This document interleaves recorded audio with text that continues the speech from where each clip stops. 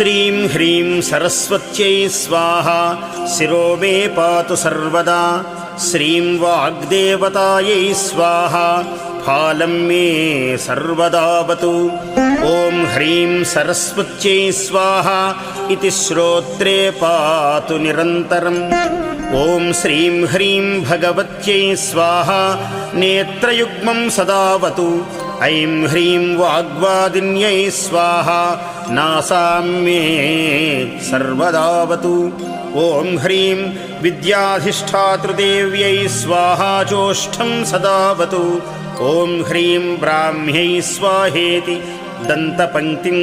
सदावतु ऐं इत्येकाक्षरो मन्त्रो मम कण्ठं सदावतु ॐ श्रीं ह्रीं पातु मे ग्रीवां स्कन्धौ मे श्रीः सदावतु ॐ